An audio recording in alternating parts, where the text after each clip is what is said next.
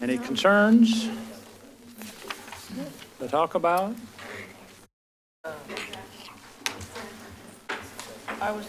Councilor Lehan? Yes, I was just going to say on the response to the person with Dutch Brothers. Yeah.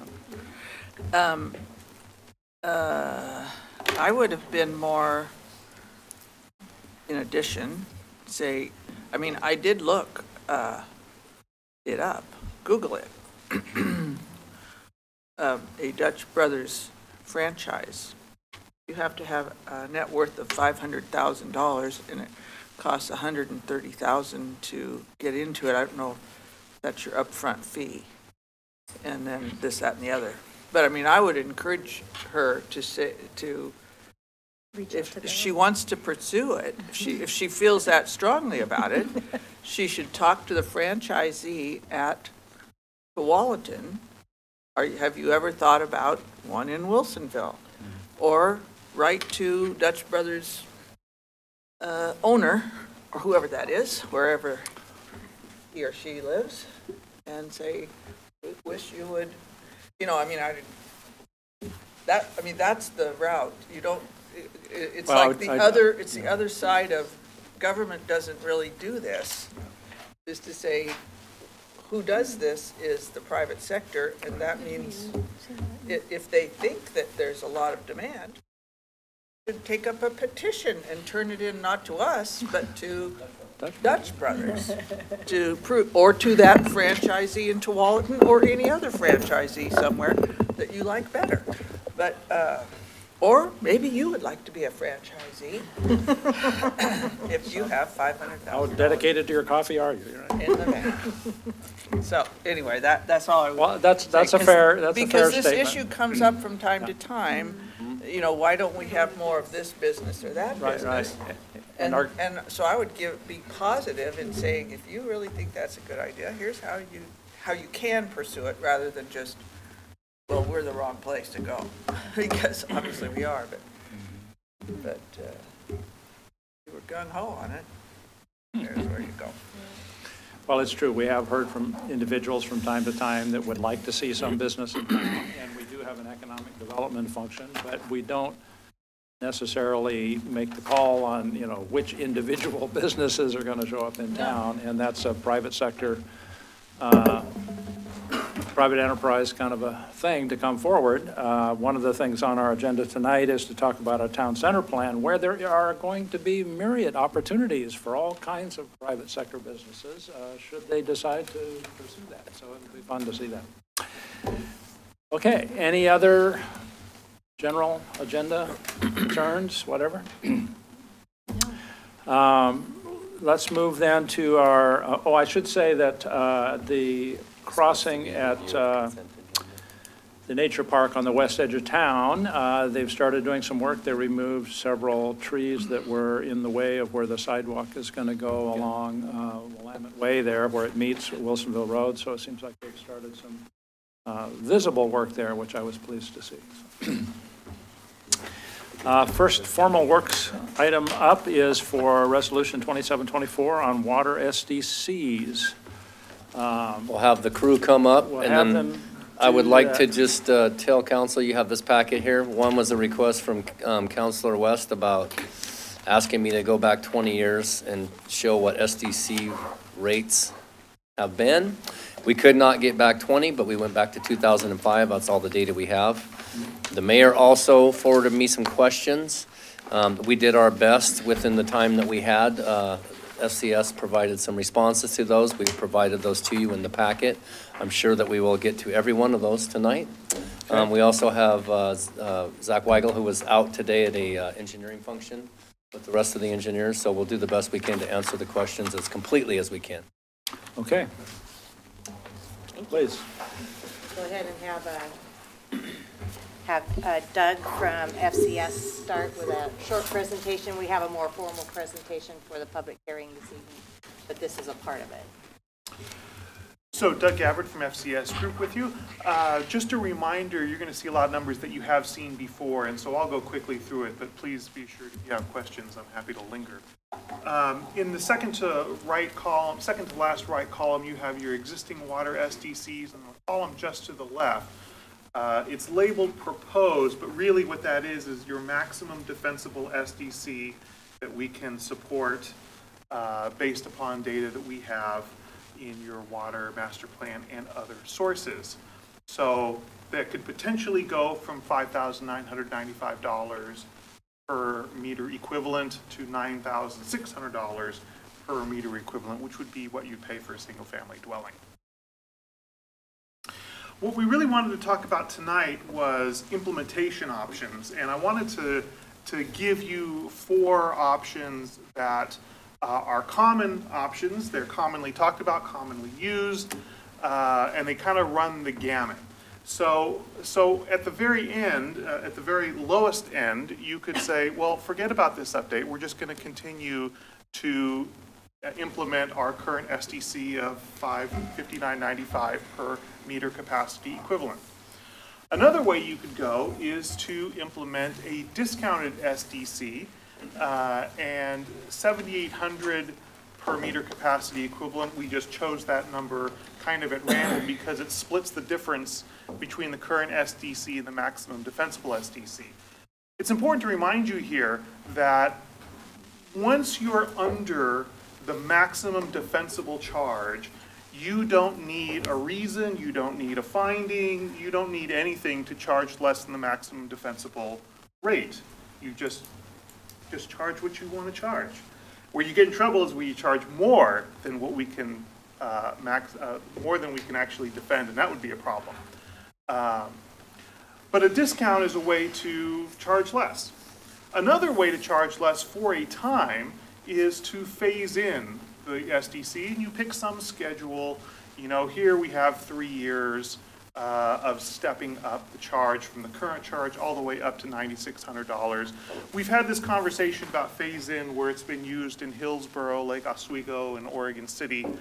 Those are anecdotal. There's probably lots more because we talk about this all the time with our clients. We don't really keep hard records on how they implement it because sometimes that's even a discussion that's had out of our hearing. And finally,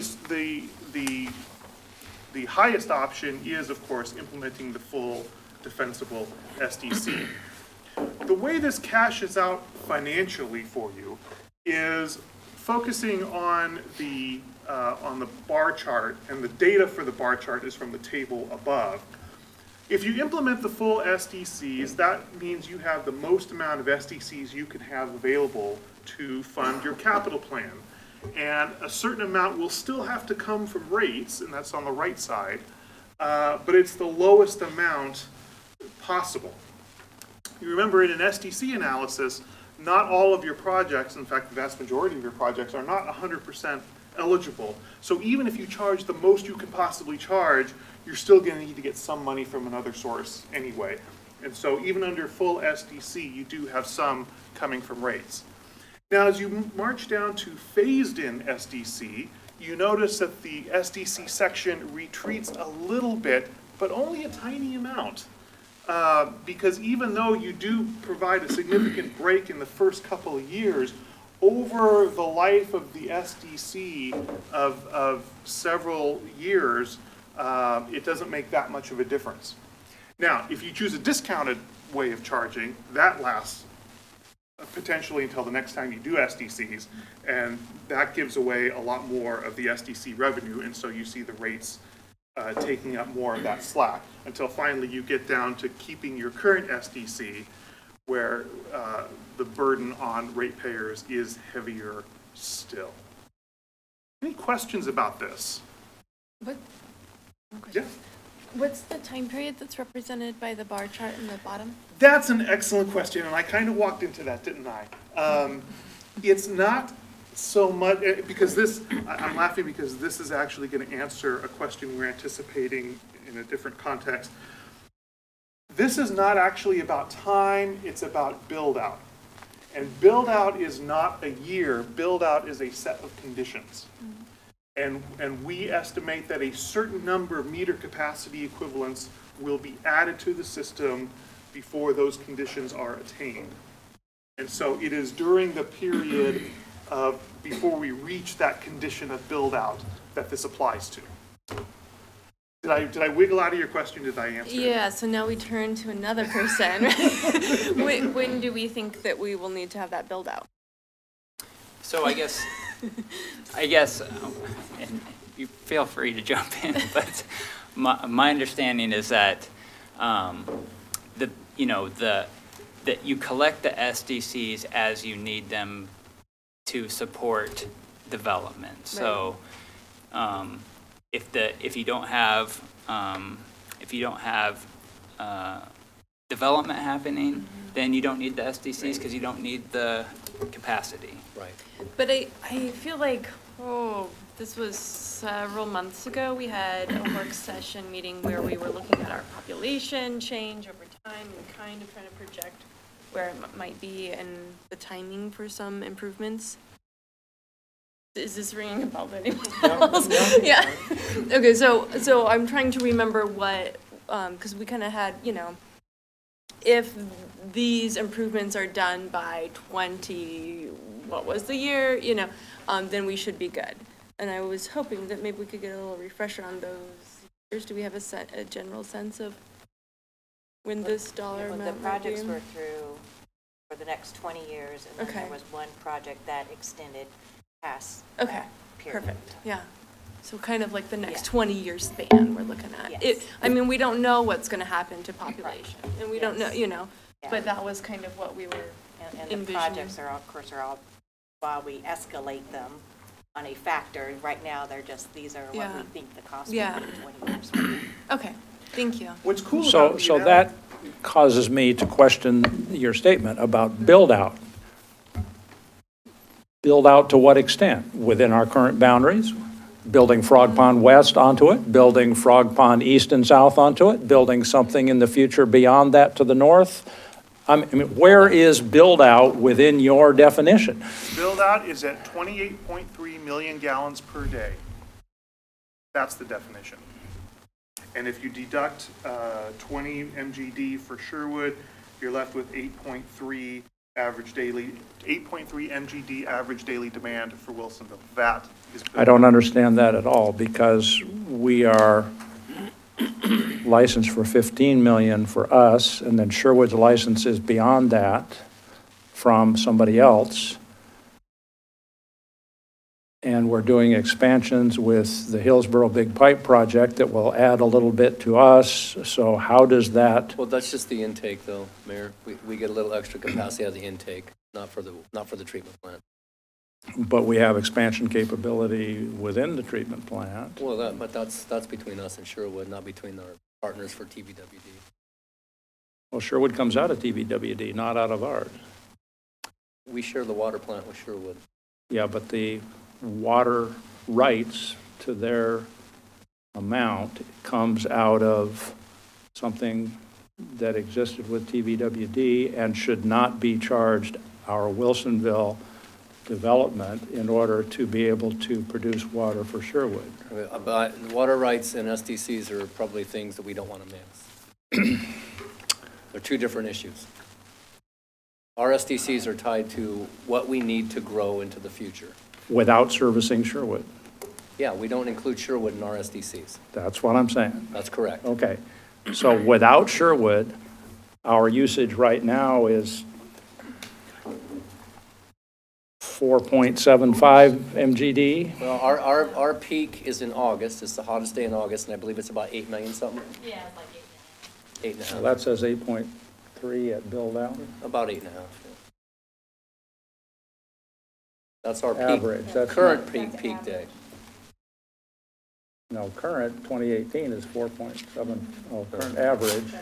It's the average, but it's like the parking lot at Costco. You don't build that for your average shopping day. You build it for those most demand. That's even a debate now about whether we should be doing that.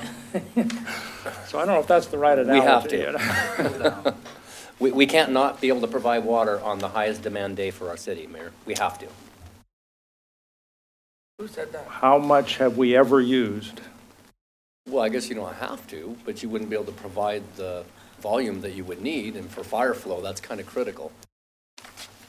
Well, at some point, you encourage people to conserve and not Yeah. water their lawns. Could do that. We were very aggressive. But we were under a moratorium. Before the moratorium, we were very aggressive. We had that program where we replaced toilets and we were giving away free toilets. Okay, so our model does not have Include a free toilets. massive conservation effort behind it. But yeah, we were odd even days and all that stuff and. So yes, if you So wanted to go this down says that the road. existing peak day demand is 14.24 MGD. Between Wilsonville and Sherwood. The two cities. Ours is 8.3-ish for the hottest day in August. Table 4 in the FCS plan does not make that distinction that I can see. That's right. What you're seeing in the report is a collapsed version of what you're seeing on the screen. It's the roll-up number for the plant.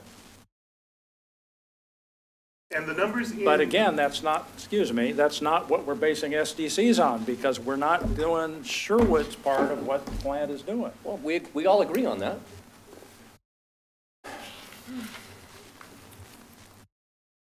So when you build, well, I'm getting ahead. Please go ahead with your I presentation. can explain where these numbers come from if you're interested.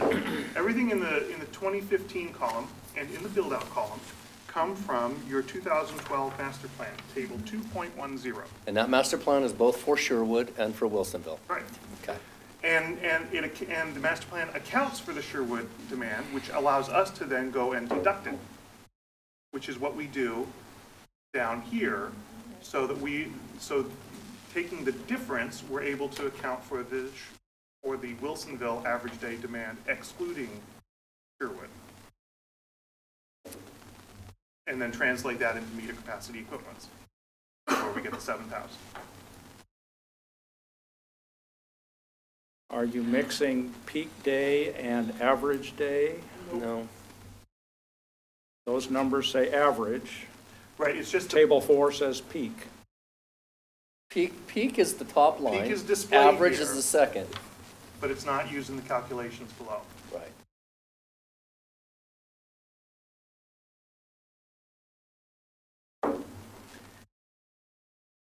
Please complete your presentation. Well, gosh, I think we were already there. This is probably more interesting. We're trying to make these streamlined, remember? We're trying not to overwhelm you with PowerPoints here. All right. Wait a second. Now you have me confused, and I thought I was not confused. All right. But we had a peak day of 14 point something? No. Well, the plant did. Between Between Wilsonville us and Sherwood. Sherwood. Our peak day was 8.3-ish. Yeah, okay. Yeah. So table 5, if we're going to continue this discussion, Sure. says that Table based 5 is on not something that's on our slides. based on dollars, table 5 is on page 282 of 291 in the packet. It says that we have used or committed, I'm not clear, all except 5.08% of the capacity of the treatment plant to somebody. And I assume that, well, I don't know what I assume. It seems to me logically that should not, somehow you've got to subtract Sherwood out of there, so that even though the plant is producing Sherwood, our SDCs that we are getting down to eligible fee cost basis does not include the Sherwood proportion. None of our SDC component includes Sherwood. Prove it. I'm looking at these numbers here and I'm trying to follow it through and I'm not getting there. So, on table 5, this was a good ask because it gives me an opportunity to explain. Context is important. On table 5, this is not an engineering. I know a lot of attention was given to these percent capacities, so I want to address that adequately. This is not an engineering analysis. This is not a definitive statement of saying how much capacity do you have available in these various components of your infrastructure. This is the calculation of a reimbursement fee. The SDC law allows us to include in your cost basis that portion of the costs of your existing assets that have available capacity. In order to justify including it in your SDC, we want to make fairly sure that you have available capacity, which means that if we go through your master plan and we cannot find evidence that there is available capacity, it gets a 0. So it's a statutory requirement that we do that analysis. That's correct. And we are naturally conservative in the way that we interpret the data. By conservative, it means you're going to include it and charge within the SDC for that? No. No. It means we're going to exclude it unless we have sufficient evidence to the contrary. So the reimbursement, and it's important that we understand that the reimbursement is a little bit more flexible in terms of how you can use those monies, so you have to do that analysis. The improvement you can only use for capacity increasing, growth related, right? That's correct. And the reimbursement you can use for maintenance. It's capital, but not necessarily growth-related capital. Right. Okay. So I know that there was some concern that I saw in the email traffic, treatment capacity of only 5%. Is it only 5%? Not necessarily. It might be higher than that, but that's what we felt like we could justify from the data that we had, and we want to be conservative on that. Conservative means low. So again, this is not an engineering analysis. That's right. This is a fiscal analysis. Yeah, but That's right. shouldn't it be an engineering analysis is part of what I'm trying to figure out. Well, where the engineering comes in is on the cost roll-up, or the projects. This also says that 100% of our storage capacity is dedicated. We have 0 excess According to the very storage conservative- capacity, and if so, why haven't we undertaken to build the next reservoir? Yeah, according to the very conservative analysis that we had to do to get to the reimbursement portion. That's all. It's just a financial analysis. It doesn't mean that we are in this crisis where we need to have that $5 million or $3.2 million, not dollar, Gallon. MGD. And it is documented in the master plan. Yeah, I think one thing that helps with the storage is that the capacity of the old wells is figured into that available storage capacity. So right, there is some flexibility in there. From that sort of a pragmatic approach then, is it rational for us to say we've got to include all this extra storage capacity because we have none when we know we have some in the wells? And doesn't that lead us then to a higher cost SDC than we necessarily have to have? No, because we've got that storage capacity that's not being counted? No, because the project is still going to be necessary. Right. You're not going to remove projects. Time when? Well, according to what I found out today, I believe it's supposed to go into design in 2021 and be online in 2023. Okay. So that's relatively short horizon. Yes. Okay. Anything outside the 20-year, and we got the letter from the home builders on one of those issues. Which alleges that we are outside of the 20 and years. we have a response for that. So.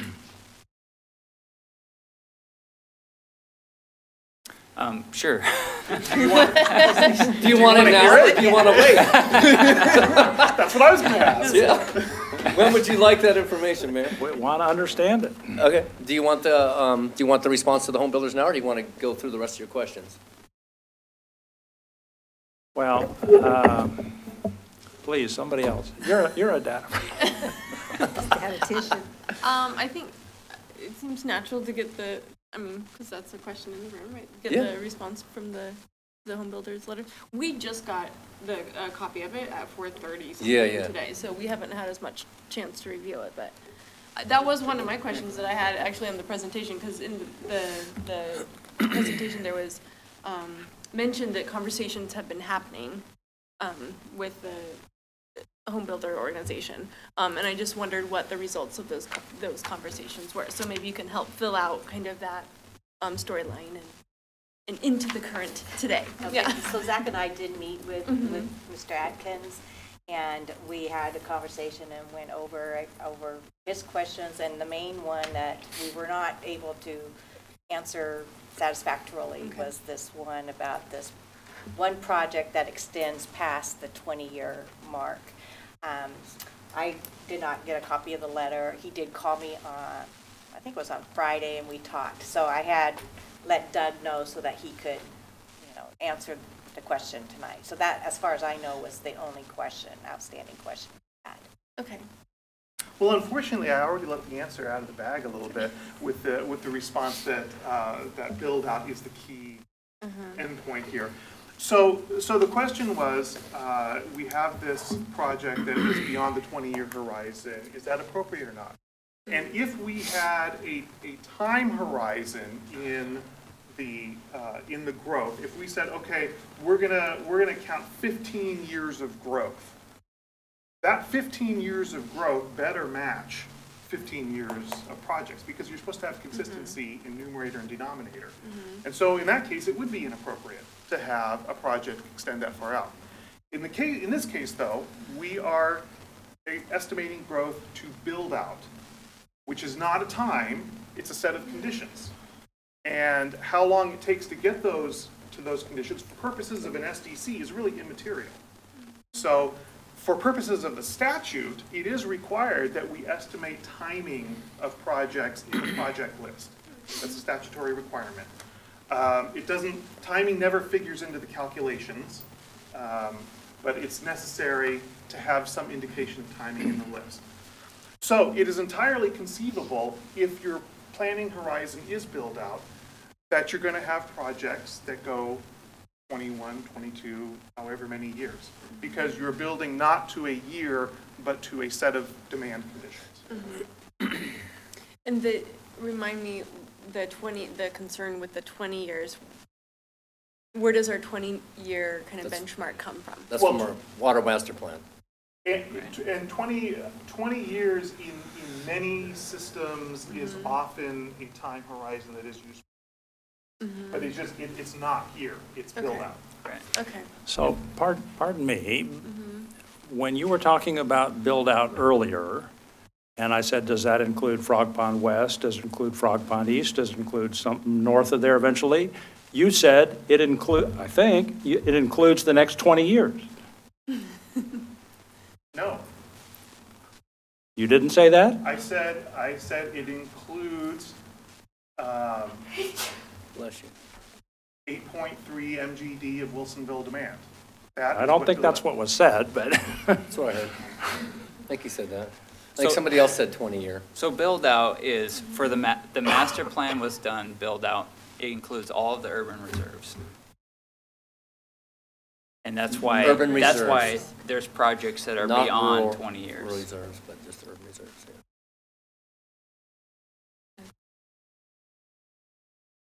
So is it appropriate that we be charging current development for projects that don't begin till the year 2040 or later? Only if you want to have money on hand to do those projects when they're due. Well, we'll review this again long before 20 years from now. We should be, yeah. And you adjust.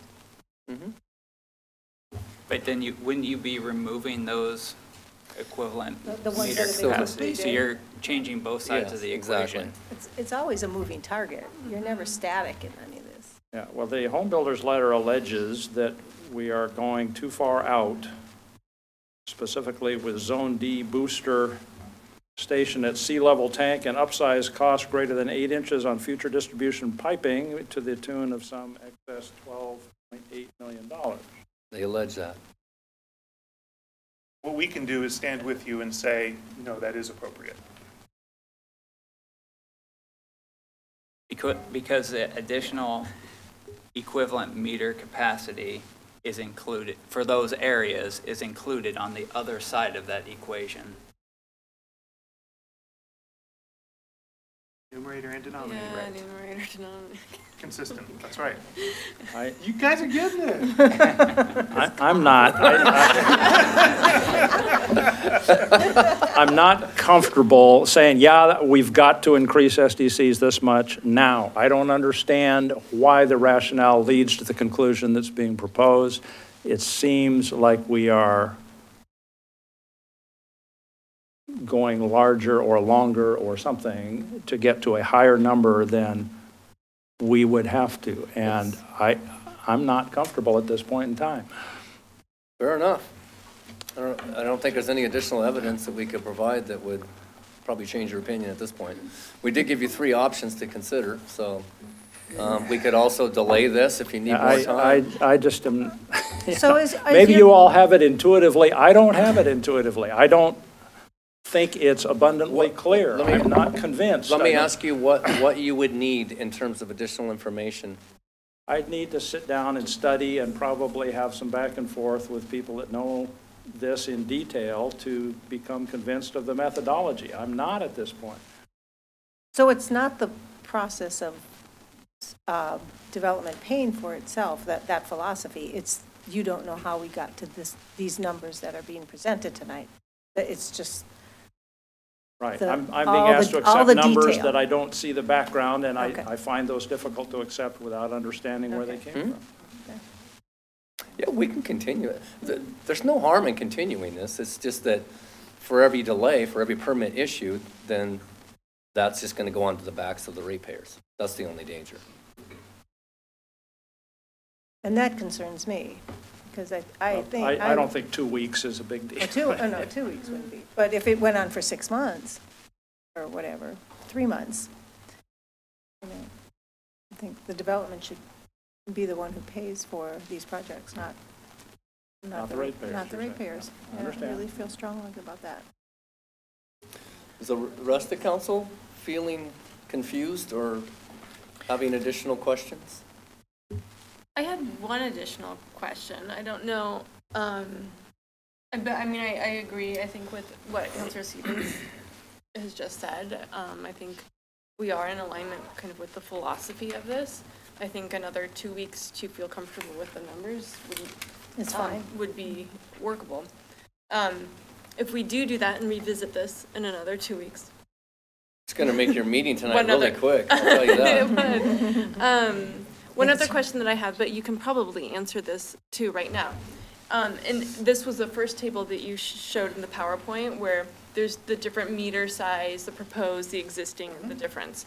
And I noticed it's not the exact same percentual increase for every different meter size, right? Like especially for the 1.5, the proposed and the existing, the difference is, right? Because we're kind of, I'm trying to do math in my head, but it's like what, like about 43% or something for between the proposed and existing for the 5/8 to 3/4, okay, right?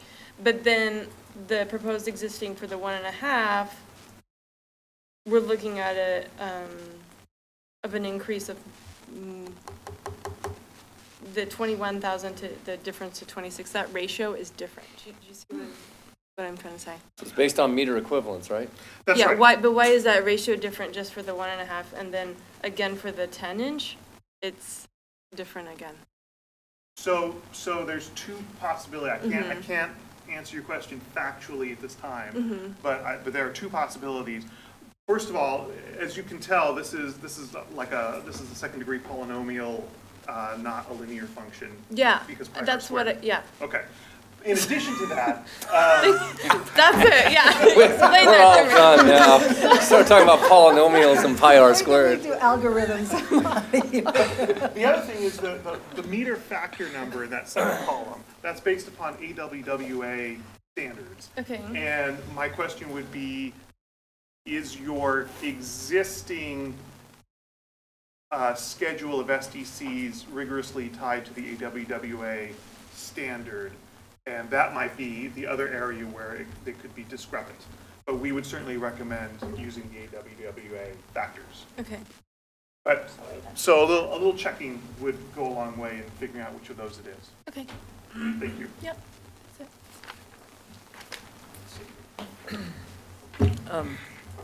I don't do math in my head.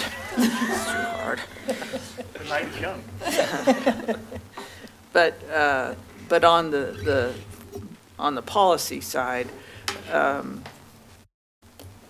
the only place I'm a little unsure about is on the is on predicting peak demand. And because I know how much we've changed from the past, and how much that varies from city to city, depending on how aggressive they are at water conservation. We spent all those years around that table in at Metro with the, what's that name of that water group? The regional water providers, which we eventually quit of them, but yeah, they were supposed to be spending all their time figuring how to make the whole region conserve water. But a bunch of things, especially in new construction, you know, all toilets are low flow now. They used to be 6 or 7 gallons a flush, and now that's unheard of.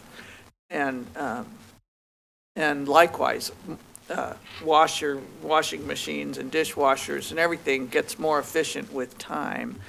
And so many of our lots have so little lawn. And that's where most of that peak demand goes, is for outdoor watering. People don't flush their toilets more in the summer. They're watering outdoor watering, and we're doing less and less of that. So that's the only part that gives me a little bit of pause, is how far out are we projecting growth based on today's water demand, and we're just going to draw a linear thing out there and say it will continue on at that level of demand. So I just have a little pause about that. Is there any way we could do some history on that, like going back? Yeah, I think we could look into it. I would say that, you know, the water treatment master plan was just completed, so those projections are new, are recent. So maybe you're just pulling that language out and bringing that back. And yeah, and the 20 million gallon expansion is shown as needed within the next few years. So. Does it get into conservation quite a bit in that plan? I would have to take a look. Okay, so we'll dig into the water master plan and see what we can find. Any other issues or concerns? So my thought is just that, you know, I understand you often really dig deep into this stuff. And that's great. I mean, we can postpone this, but myself, I think that's why we have great staff and hire good consultants, is to have some trust and in the fact that these numbers don't just get pulled out of the air, that is backup. And I don't feel like I need to go down to the polynomial level in order to understand it without feeling like, you know, there is a trust level here on all these things. So the recommendations are being made, and I feel comfortable moving forward tonight, but also if we need to take a pause and examine and understand a little more carefully, that's okay too. Happy to meet with the mayor and provide as much additional information as he needs, and anyone else on council in the next 2 weeks. Because we haven't even talked about the recommendations that are being made. There's four. There's three. There's three options. The implementation. One recommendation. Yeah. Which maybe there's other slides that you wanted to show us too, that we just hopped over completely. This is actually it. This is it? Well, you know, I don't know if this is moot now, but want to let you know where you are in the comparison. And going all the way up to maximum defensible would put you here, and you are currently here. It doesn't tell me anything about what those other cities' rate profiles are going to look like in the future. Oh, that's right. And furthermore, it doesn't tell you how they implemented their SDCs. Right, yeah. So if you had... Well, you had a slide that said Hillsborough and I think Tigard and somebody else were doing stepped or phased in. So in fact, there is some data somewhere out there about what those future will be. Not on that chart. Just not on that chart, right. We don't have that data in front of us. Well, and it is certainly possible that cities that intended to to phase in can get derailed along the way. So it's not a slam dunk that just because you start with a 3-year phase-in schedule doesn't necessarily mean that you're going to get to the full phase-in at the end of 3 years. And also be very careful of comparisons. Yes. Can you go back to that Yeah, horizontal bar chart? Yeah, The bar chart? that one. Yes. See, the difference between phased in and full is so minuscule. Where you get the big jump is when you really start to, and ratepayers are going to pick that up in order to get projects done. And I just, philosophically, policy-wise, I just. Yeah, see, this is the policy piece that I think is more our bailiwick. I mean, I can question the methodology or the, like I said, about, are we projecting peak rates that are not going to be real, and we're building for something that isn't really real. And we could argue about that, but this is something, but that would tell you whether that whole bar was going to be this big or this big. But where that bar splits is definitely the policy piece that we've got to, that we have to decide, no matter how big the thing is. Yeah. If there's projects that are included that are way out there and there's a policy decision that they should not be included now, that they would be included in 10 years or something like that, that would shorten the SDC bar overall. Right. No. Well, I wouldn't make that assumption. Then you're going to have staff explain that to me also. Because we just did. Because the area that those projects serve, that capacity to serve that area is also included in there. So you would have to take that out as well, and that reduces both sides of the equation. Whatever you do on one side, you have to do to the other. Right. Yeah. Algebra. That's the only thing I remember. So to serve those areas, you would have to provide a certain amount of water, right? If you don't have those projects, then you can't include those areas in the demand either. Oh, yeah. So we are running a little tight on time here, Mayor. So I'm not sure we're going to convince you tonight. So just as a policy piece, I'll just make my opinion known here. I'm good with either of the top two. Thank you, Counselor. I agree. I will agree with that. I will. All right. That was where I. For this piece of the policy. I'm hearing everybody say they're good with that, and I could probably get there also, but I need to have some more dialogue. We'll make that happen. All right.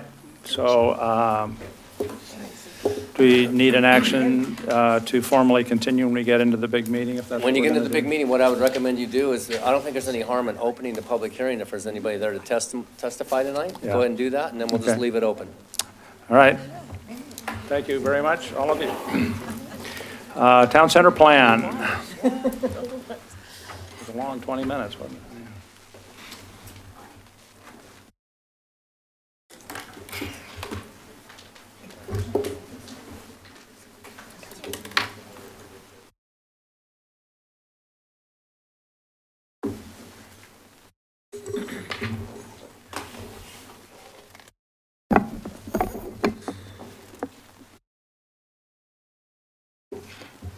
All right, thank you, Mayor Knapp, councilors. My name is Miranda Bateshaw. I'm planning manager with the city of Wilsonville. And I want to thank you for having us here this evening. I also want to thank a few citizens who are in the crowd tonight who have spent several work sessions either as members of the task force or the planning commission working on this project. And I just want to acknowledge their time and effort. With me this evening are Alex Stupi and Molly Cooney-Mesker, both from MIG. And as you know, they've been a part of the consultant team that's been supporting the city on this project for the last 2 years. So right here up on this slide, I've put some questions for City Council. This is why we're here tonight. You received in your packets a draft of the town center plan and an updated version of the proposed code amendments that support it. Tonight, we would like to get your input on them and find out, are we missing anything critical? Do you see any issues? What should be priorities for staff in implementing the plan? So please keep these questions in mind as we proceed through this presentation tonight. To get to that discussion, we'll provide you with a brief update on what has happened since we saw you last in December and touch on what is new that's in front of you this evening. As you reviewed the Town Center plan, you probably noticed that while the document is new, the content, the ideas, the recommendations, the implementation strategies, you have seen all of that and discussed that before. So we will just quickly highlight a couple items that are in the plan and then spend most of the time talking about how it gets implemented and finish with the final recommendations from the Planning Commission, both on the plan and on the code language. And hopefully the majority of our work session this evening will be for your discussion. And I know it's a few minutes shorter, but that shouldn't be a problem. So as you know, this has been a 2-year process. With each milestone through the project, we have revisited that content with the community to make sure we're on track. From the vision to the design concept, through visual preference surveys, and to the building blocks that make up the draft plan. The project team has been at over 100 events with the community, and the project team has processed thousands of comments and survey responses through that process. And the Wilsonville community's vision for Town Center has been consistent through all of that. The community's priorities are the foundation of the plan as you see it laid out in front of you. They're looking for a walkable and bike-friendly town center with thriving local and regional businesses and seeing development that's in line with the local environmental stewardship goals. The community sees the town center anchored by a compelling destination and a modern Main Street, which you see running through the extension of Parkway, north-south through the heart of town center. And they're looking for active public spaces and community gathering places, including the existing town center memorial parks, a gateway plaza at the future I-5 bike ped bridge landing up here in the northwest corner, and a network of parks and open spaces that are linked, including a future promenade and skate park. New development in Town Center will not occur immediately or all at once. Instead, when a landowner wants to redevelop, the Town Center plan will guide development to achieve the community's vision for Town Center, and that long-term vision will build out over the next 40 years. Based on existing land patterns, market study, and feasibility analysis that you have reviewed and that was conducted as a part of this project, we laid out a potential development scenario to get the feel for how Town Center may evolve to the community's vision, with infill first and a gradual transition to Main Street. And I'm going to have Molly walk you through the next few slides to give you that scenario. Okay. So in this slide here, we see a current town center. We see, the parking, some of the vacant land as it is right now. In this first phase in the plan, we see infill start to happen. Most likely, the types of development that we'll see are rehab, infill on existing vacant land, or underutilized parking. You start to see some of the local street grid that's in the plan start to be built out here, and a key element here, this extension to create the Main Street element. Moving forward 10 to 20 years, we see more amenities come into place, more local street grid. These amenities are attracting kind of greater diversity of types of development. We are more likely to see office, mixed use, possibly including structured parking. That all becomes more feasible during this phase of development. This is what is envisioned for full build out, so looking beyond 20 years.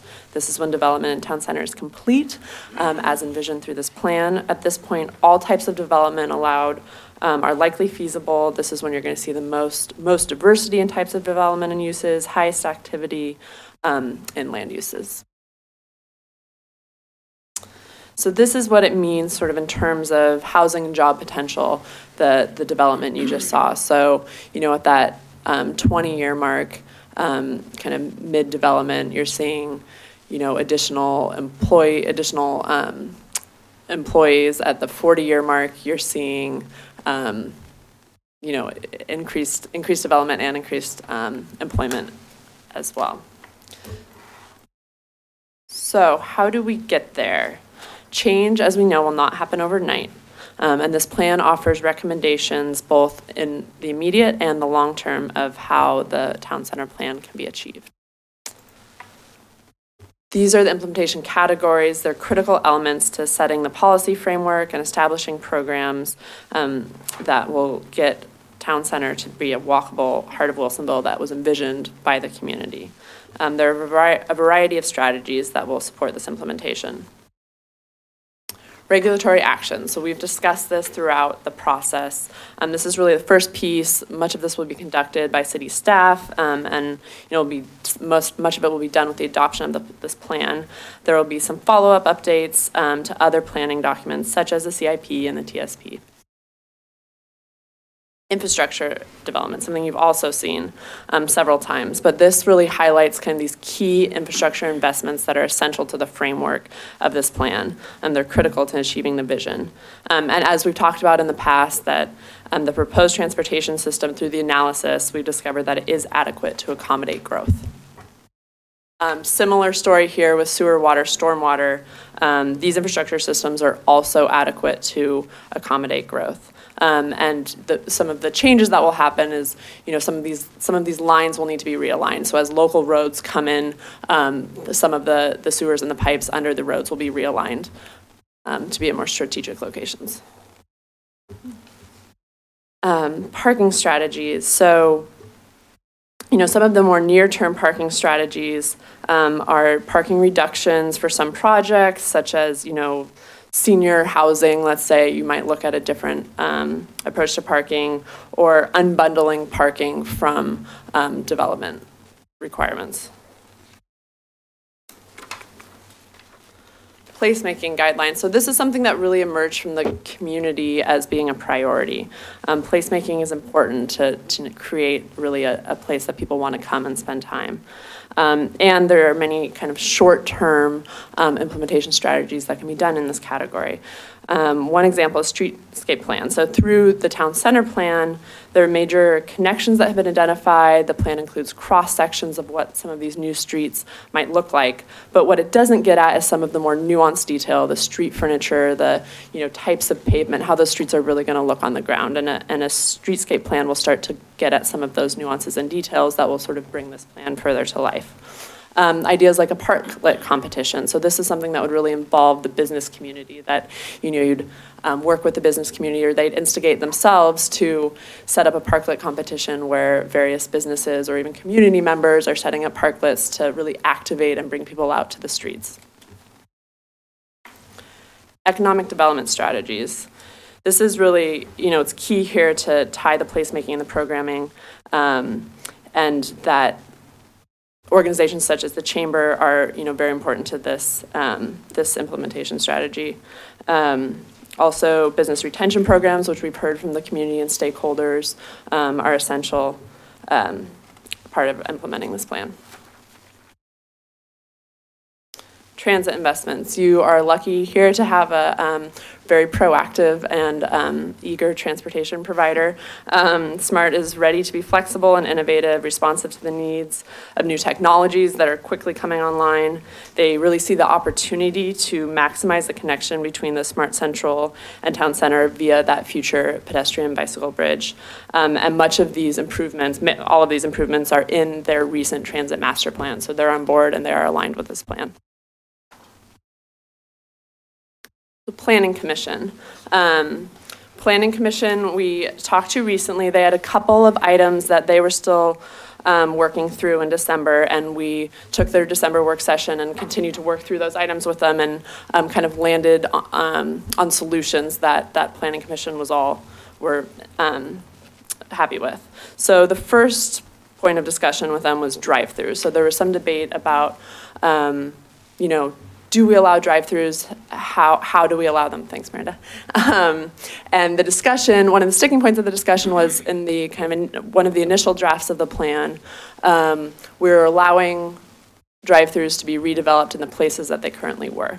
And one of the discussion items was that, does that then lock that drive-through to that place, to the value of that land, and that maybe that's not the best place for a drive-through to be. So this was the concern that was voiced, and the solution that was reached, that drive-throughs would be permitted throughout the mixed-use and commercial mixed-use areas only, and they need to meet the design and driveway spacing standards. So they still need to meet street frontage standards, seating standards, sidewalk, all of that. They're still need to to meet those standards. The second item that Planning Commission really took some time working through was this question of the maximum retail building floor plate. And there was some concern about, it was 30,000. Initially, it was 30,000 in the Main Street and neighborhood, and then 30,000 per use in the mixed use and commercial mixed use districts. And there were concerns whether that 30,000 was too restrictive, whether, an anchor tenant or a commercial use would come along and just need some more square footage. So what the solution that was reached is a waiver option to exceed the 30,000 square feet or reduce the number of floors required if that developer met additional design and or community benefit criteria, and those criteria have been developed in this version of the plan.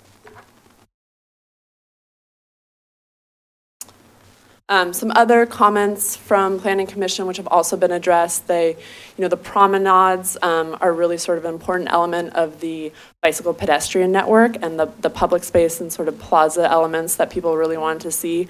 And the Commission just wanted to see that more prominently displayed on the plans and graphics throughout.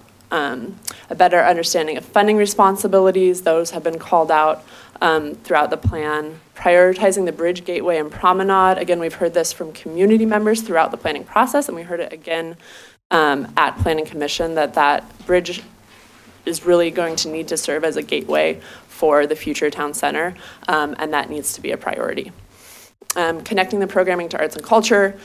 This is really was something that was brought up as you have a strong arts and culture contingency here, and how to make sure they're looped into the programming ideas and programming implementation that happens in town center. And then the prioritization of staff time. So looking at the economic development, some of these placemaking ideas that we've discussed, making sure that the staff have capacity to work with community, to work with businesses to implement those. So that brings us to the end of the presentation portion, and we have time for you to ask us any questions that you have about the plan or the code, and particularly the updates that have made since we last saw you in December. But we also really want to make sure we get your input on the discussion questions that we put in front of you at the beginning, which we have put back up on the screen. Maybe. Congratulations for boiling down 2 years worth of work into a 15-minute PowerPoint. Seriously, that could not have been easy, so thank you. Thank you. Well, I guarantee from my personal experience that you can't read this plan in 15 minutes and understand it. There are multiple parts to it, and I think it's a very impressive proposal, the way it has come together. The scope of the considerations that have gone into it is really remarkable, and I think that it outlines numerous opportunities for the community, for our residents, for businesses. I think that there are all kinds of things to talk about. So, Council, what comes to your attention most significantly, I guess, as you look at this? Councilor Ackerball. I had a couple clarifying questions too when I was going through this, but want to reiterate that so much so much work has gone into this, and I know that my perception of it is some, but it's still partial. It's I don't have a full view of everything that went into this, and I'm just really impressed with what I understand and how it's been captured in this. And it isn't a quick read because there's so much important and good content in it. When I was going through it, I felt like none of these pages are easy gloss over, flip through pages because they all have substance in it. So I think that really, speaks very highly of the work that's gone into to this point and is now showing up in the plan. Couple clarifying questions. Let's see. The uses permitted elsewhere or anywhere in the TC zone. This is it's attachment B, section 4.132. Page what? What page? For us, it's 118 out of 291. And they're talking about open space, religious institutions. There's a list here of, and I'm understanding that these are different kinds of things that could occur anywhere within town center, right? Commercial recreation. I wasn't sure what would be defined as commercial recreation to be able to. Could be like an LA Fitness or a gymnastics club or. Okay, because we've had, you know, some conversations, council, with gymnastics clubs, or are we going to have like this other category of building of recreation? Is that kind of what we're imagining with commercial recreation? Indoor, outdoor, it could be, Fun right? center. Fun center. Fun center. Entertainment, it stretches to entertainment then to some. Sure. Fun center could be a good example. Commercial recreation can be a variety of things. Depending on where you're at, though, your square footage requirements would essentially set the stage for what that is. Okay. And one of the reasons why we allowed some greater flexibility within the commercial mixed-use zone is that some spaces are larger. And so, could you had an anchor tenant come in that could also attract other businesses, maybe that would be an acceptable use. Okay. But yeah, so it'd be indoor. You wouldn't see a racetrack there, and there's specific requirements that restrict that within Main Street, for example. But in other areas, there's a little bit more flexibility for what that is. Okay. And then, let's see, in the waivers to development standards, and this, in our packet, this is on page 130 of 291. Development Review Board may approve waivers to the size of the ground floor of a building floor plan, number of stories, consistent, okay, so if 3 of the following criteria are met, and then again, we have a list of 6, so it's kind of like a menu, right? Like you could pick 3 of them. And one of them is installation of public art, which it struck me because I remember in the economic forum that we had, there was a lot of talk about the importance of having kind of that cultural piece and having public art, and that can really create an atmosphere that is a catalyst for many of the other things that we want to have happen in town center. But I also wonder what qualifies as public art. I mean, like how big of an installation does it need to be, or can somebody have a very small, wall mural or something, and then that's public art, or what will the process be for saying, okay, yeah, you tick the box on public art? Do you know what I mean? Yeah, we actually started to have this conversation. So as we noted, this is what just came out of the most recent Planning Commission work session. So if there are parameters that we want to put around this, I think that this is a great conversation to have here, or we can continue after this work session if it takes longer. Yeah. It's tough because one thought I had was being able to use the Arts and Culture Commission that we're talking about, but that's not established yet. Right. So I start to think about, can I put a bookend on that? Can I put a process on that within this code? And I'm not sure I can yet, but I wanted to keep the idea alive here. Yeah. So if there are other ideas around the table on how to make that more precise, we're open to those, but we can also look at how to refine that more over the next month, either way.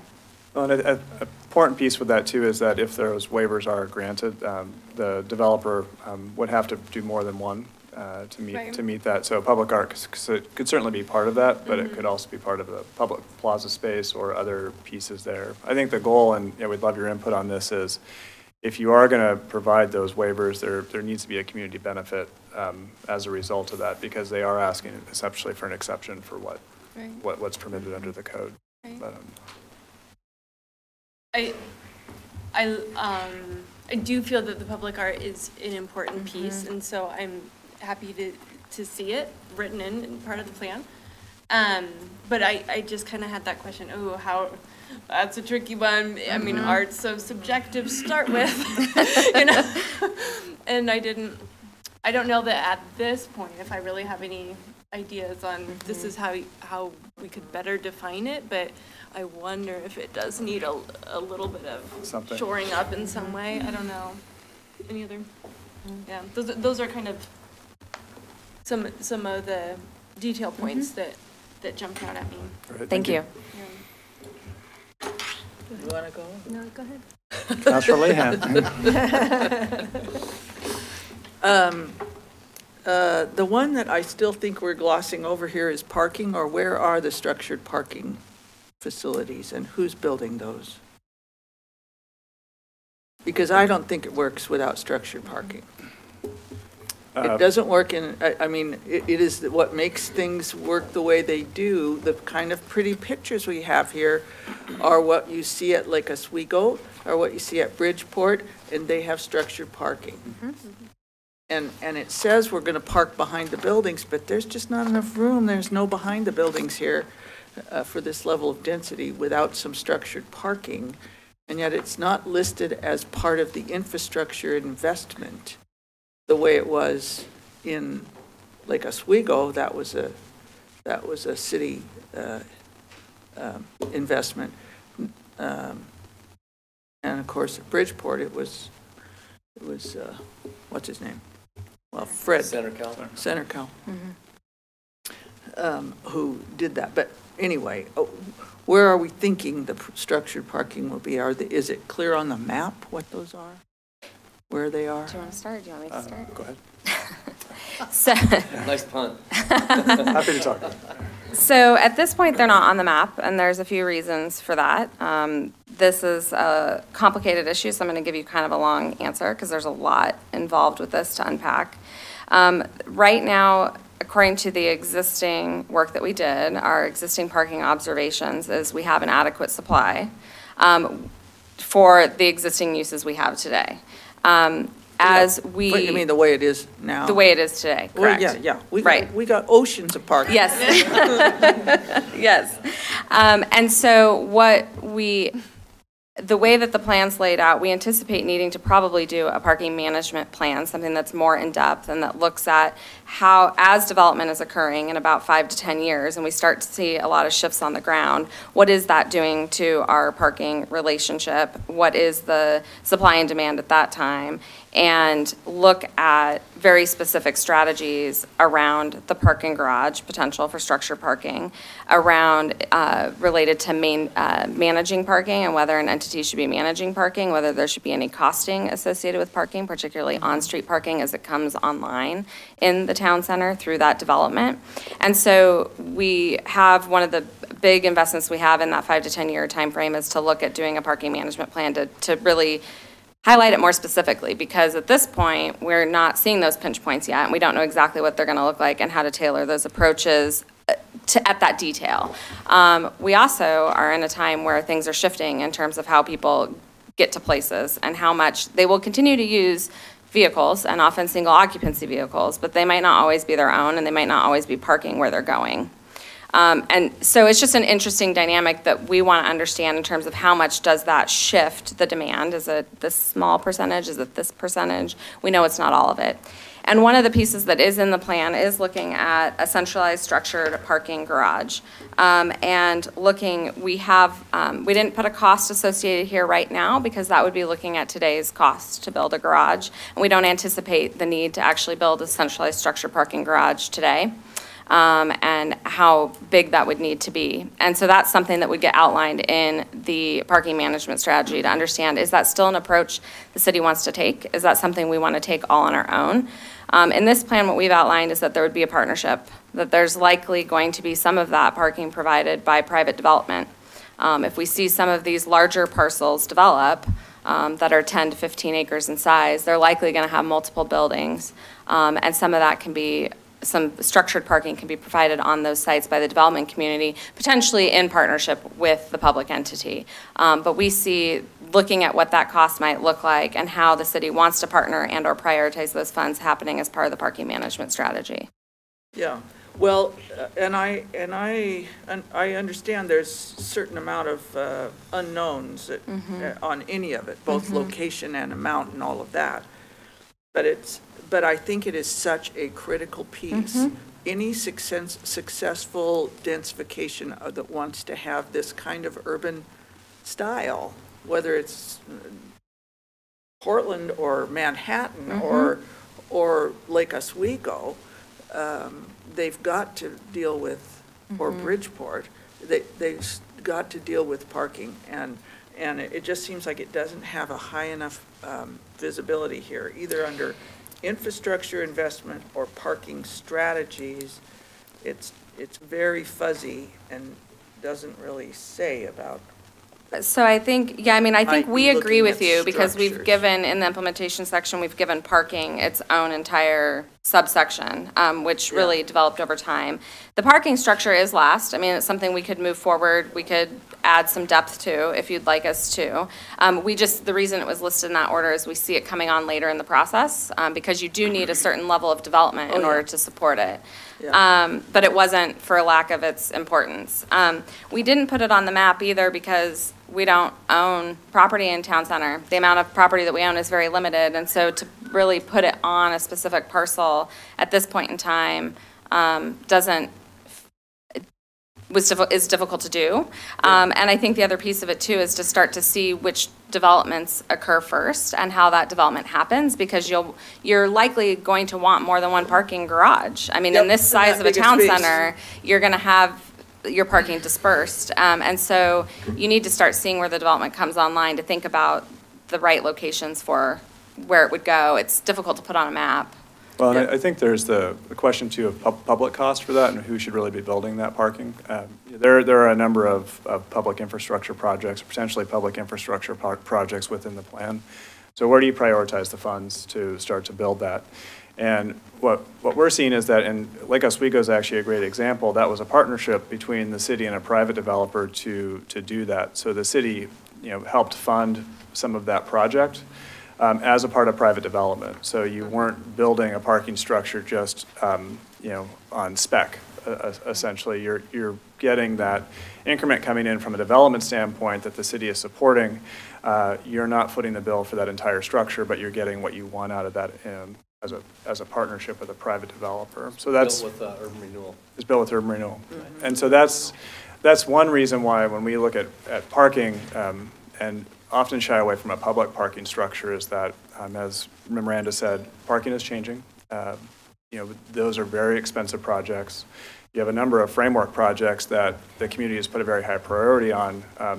Those are the types of things that are really going to catalyze development. Let the private sector or a partnership with public and private develop that parking. Yeah, well, I mean, there's, as I was pointing out, there are many approaches to it, private and public, but it's absolutely a critical piece. Now, the other thing I was going to ask about is a tree plan. So I didn't get to that far, but most people have seen my tree show with the schools. Mm-hmm. It's on all the computers. Mm-hmm. We take the buildings down about every 30 years. Mm-hmm. We can't take the trees down every 30 years. So we see a lot of buildings will change here. Mm-hmm. It seems like we need to have a tree plan that overarches the time and allows buildings to come and go, and we maintain a commitment to the trees. Or else we'll never get more than 20-year-old trees. They'll never really be. And I know we have a bunch of trees in town center which are not good. They were bad trees. They were either the wrong tree planted or they've been butchered badly and should be removed and replaced. But any plan needs to make a commitment to the trees that we want to make a commitment to. And I think that we did a good job of that in Villebois. Selected the trees that we were making a commitment to and and planned the development around those trees so that we have a good number of mature trees in there, as well as planting new street trees. But when you're looking at a whole lot of development in this area, it just seems like we need a plan that identifies the keepers and then makes a commitment to them in terms of how buildings parking, et cetera, happen around them so that we're not every 30 years taking out all the trees and starting over again. Well, and town center is certainly an interesting location in that most of it's paved. And so from a tree canopy standpoint, certainly the street trees are going to be a critical element to that. And that's, within the code, we have requirements for generally how far they're planted apart to make sure that they're planted well. But that would also be part of your streetscape plan, is to identify specific species that have staying power within an urban area, but also provide the qualities that are part of the overall town center. For specific trees that should be saved, I'd love to, if there are specific ones, we could certainly identify those probably on the parks map to make sure that they're there. But yeah, we want to preserve the, if there are good trees to keep, those are ones that we'd want to make sure that are on there. And so then along with that is, when you're doing a lot of redevelopment, you need to figure out what trees you're going to keep and do your best to protect them, but what also about the businesses? Because redevelopment is very hard on existing businesses. And I try to keep an eye out for the, is it Shenandoah? Shannon, whatever, that little corner there, which I see the buildings disappear in the full build out. It's just an estimation. I mean, it's just one scenario. Yeah, I know, but just like making a commitment to the trees, that whole section there is full of little independent businesses, and we don't want to inadvertently make it so difficult for them to stay in business that we get nothing but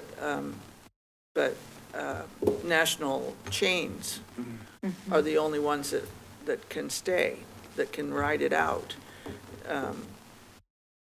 And I know there was a lot of discussion early on about that as a little international flavor corner could be redeveloped, or was part of what the outgrowth of the semi-permanent food cart place, or that sort of a flavor of a place,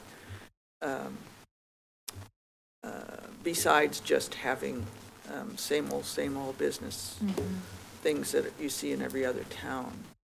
And that's something we've heard loud and clear from the community as well. Small local businesses are incredibly important to town center. And, from a development or redevelopment standpoint, likelihood is that the impervious surface, the unused parking areas, those are the types of places that will develop first because they're the most financially feasible. We don't estimate that, really redeveloping buildings is in the near term at all. If it were the case that, those areas were to redevelop, and that is certainly up to the landowner if that's what they want to do. Making sure that there's business relocation and retention programs, which Molly pointed out as a part of this plan, is really critical to making sure that those small businesses are able to stay within town center for as long as they want to. It's just that, when you have a corner like that already has this sort of organic feel of so many different cultures and international flavor, that if the building owner decides to tear down the buildings and put up one big restaurant or something, it's going to be very hard to find a place to reproduce that kind of a that kind of a square, international square kind of place. So I'm just saying we need to be very careful with redevelopment, to identify the things that are, whether they're trees or businesses or whatever, that we want to take care of on through the process, and not just be going after the shiny object in the end. We agree, and we can do a better job of either outlining in this plan the trees, or if it needs a deeper dive, it can be one of the recommended strategy items along with the streetscape plan to ensure that we are very specific to do a tree plan with it. And because some of them, you know, if we identify, for instance, this area, these trees are bad, are not very good, then let's not try to save any of these trees, and this is a perfect place for redevelopment. Right. But let's get it going and then plant the right trees in the right places and get those going. You know, let's not save the ones that are not worth saving. Right, we agree. Those should be opportunities for redevelopment. Yeah, so we'll either call it out more in this plan and either as a follow-on strategy or try to do some of that mapping in the open space map now. And then on the second piece, we agree a lot of what we've done with the code and looking at the design of building types is to allow more of the smaller local business spaces as one piece of it. The other piece of it is the economic development strategies. And we've been talking for a long time about this. It's been one of the concerns throughout the entire project from the task force and the community is that the small local businesses that are in town center are precisely the places that people love to go and the places they want to keep and want to continue to facilitate and grow. And so it is one of the primary recommendations in the economic development strategy is to look at supporting, retaining the local businesses and to even create some programs that have been done in other places to help them to transition to other spaces. So we can't control if a property owner does want to redevelop, and that does happen over time, and that could be a good thing. It could provide other opportunities, but is how do we also assist the existing businesses to transition to other spaces? How do we look at storefront improvement or internal improvement?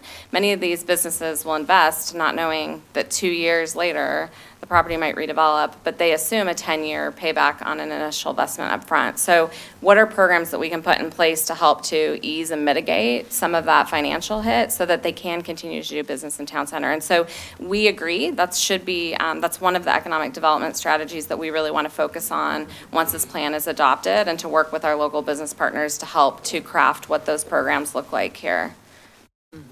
It's definitely been an important issue throughout the entire project. Okay, your turn. Okay. Councilor Stevens. Thank you.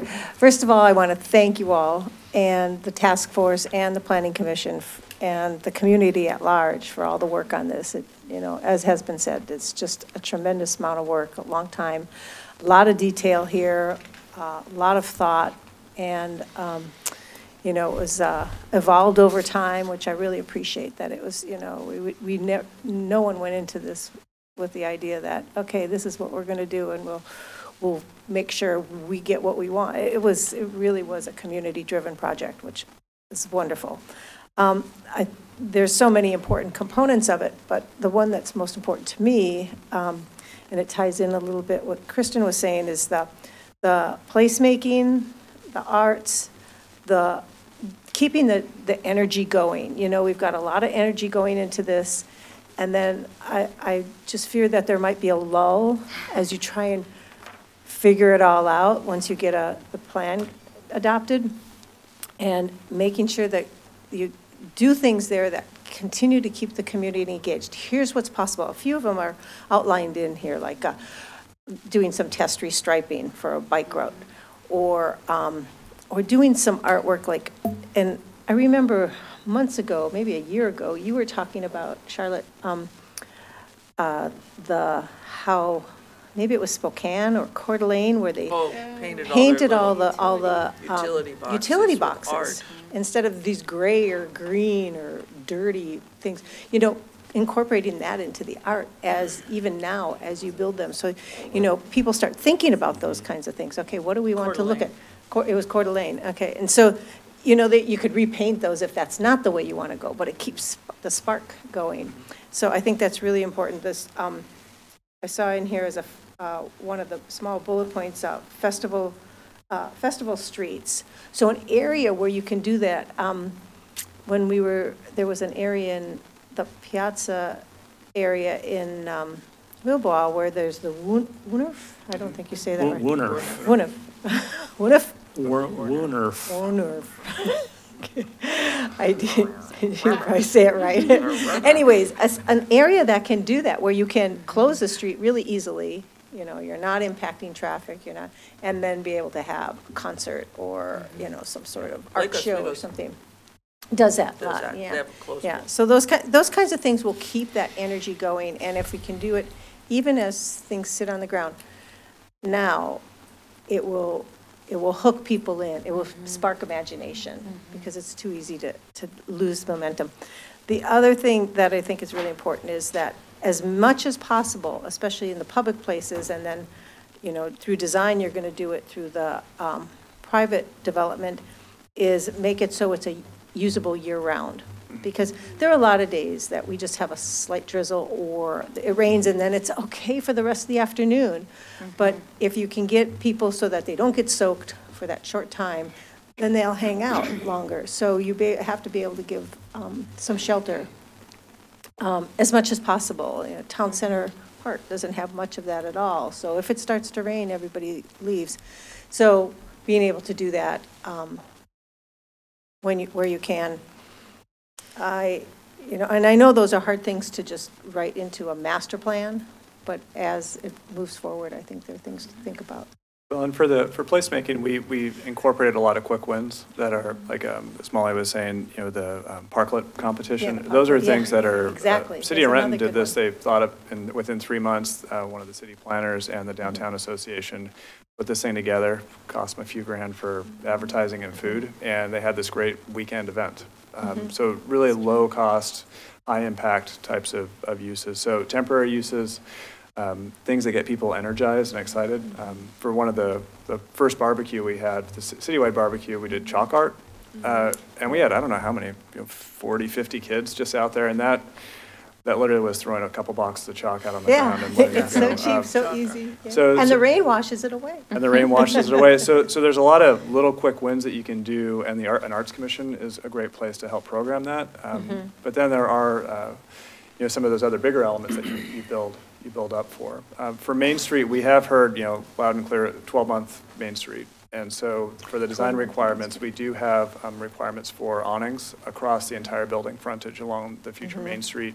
So you have a continuous coverage for either shade or rain, depending on what it is. That's perfect. You can't help the cold, but you can protect from it, at least in those highly walkable areas. And we didn't talk that much about circulation, but I think you did an excellent job with the circulation.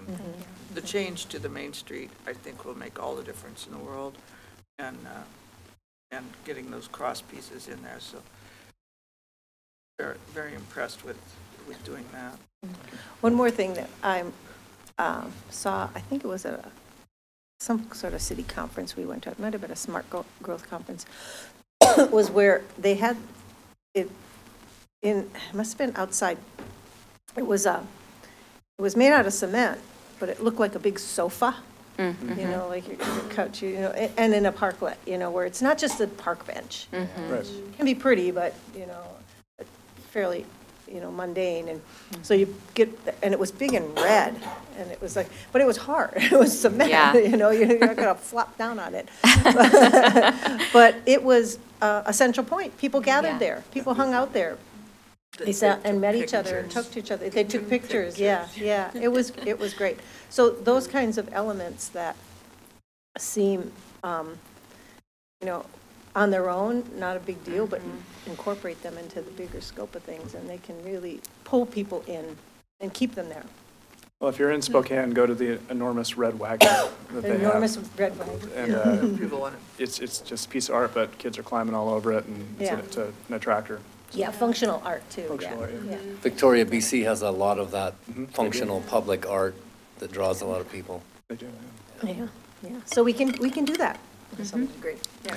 Councilor West, any observations you'd like us to hear on the town center plan? I'm going to second what I've already heard so far, and I walked in late, so I don't want to jump in the middle of a conversation, but yeah, so I'm going to leave it at that. Okay, thank you. I certainly would agree with all the comments I've heard also. I think they're thoughtful and well taken. I know I was looking as Councilor Lehan was talking about the, under the economic development, you got ED4 and ED5 that sort of address some of this. Seems like maybe they could be bulked up a little bit to address the kind of concerns that I heard. The piece about art and the importance of that, I would elaborate on a little bit, in that I think that a big part of what makes areas that I've been in work is the active participants of the people. And so that's not just a place to sit down, it's a place to do things. In St. Louis, there is a lineal park that goes several blocks. It has a giant TV screen, I don't know, 8, 10 feet, and it shows you watching it. Or if you're dancing, it shows you. Or if you're, it's a participative kind of a thing beyond what I've ever seen. And it's encouraging people to be there and to do things in a way that nothing else I'd quite encountered was the same way. I saw a musical thing, kind of like the giant keyboard that, you know, it used to be at, what's the toy store, FAO Schwartz, you know, in New York. But it was a tic-tac-toe board. But when you stood on the different squares, you got tones, and then so you could dance I mean, if I couldn't, maybe you could, you know. But again, it encourages people to be there and to do things, not to just be passive. And so those participative kind of things that sort of cross over into the arts side of it, I think are very significant in making a place be something that attracts people and encourages activity. So not just the static art, but the dynamic. I mean, so how do you build that in? And I don't know if you can call that out in a way or note it in a way. I didn't quite find it in a way that I felt honored it with the level of significance that I think it could have. So that would be one suggestion. The number of different things that are in here boggled my mind. Where do you start out of all these plans? I mean, the parking plan and the downtown business plan and I mean, it goes on and on and on. So how do we keep control of this in a way that we triage those, say, no, we've got to do this first, and then we got to do that, and then we got to do something.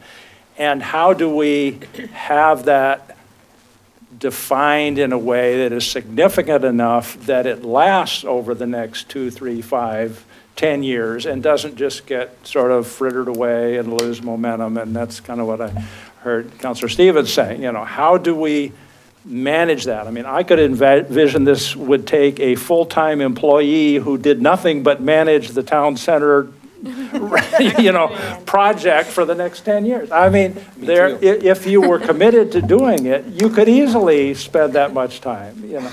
And I think it'll probably be a team approach. There are so many pieces, and so I worry about the number of plans I've seen in cities that get all done and everybody's excited and they get done and they get tied up with a bow and there they are, but they don't go anywhere after that, or they lose visibility amongst the people, so they don't have the same level of urgent and enthusiasm that we would hope. I'd like to figure out how we attack that to do the best that we can so it doesn't happen. I think there's an implementation strategy in there. Yeah. So I think what we could do is, you know, we could make that a living document and have regular updates, and yeah, so let us put some thought to that. We'll talk to staff and figure out how we can make that a living document. One of the things that is recommended is that we look at this every 2 years. to take a look at what have we been progressing and what have we been working on. Staff already has some initial ideas on some of the low-hanging fruit and also some of the things that just need to be done first, like updating the TSP and our capital improvement plans on the side where we'll be making investments. But we also see the importance of the placemaking and economic development strategies and the partnerships that we've built through this planning process that we want to continue and utilize those partnerships to try to implement those things, because we don't see that all of these need to be and don't need to live at the city level. So we have an economic development manager and we've got planning staff and we've established these partnerships. What we want to do is invest in those partnerships further to create the structures that then carry on a lot of these initiatives where we're not necessarily having to implement them in years 5 through 20. I think that's the key to making this a successful plan is getting the stakeholders who have something to gain out of this, keeping them at the table, keeping them engaged and excited about the opportunities. I agree. Somehow there needs to be big picture oversight because any individual business or development that comes in won't necessarily have the vision of the whole thing and the commitment to that. So somehow we need to supervise or to oversee or keep track of things as they start to develop.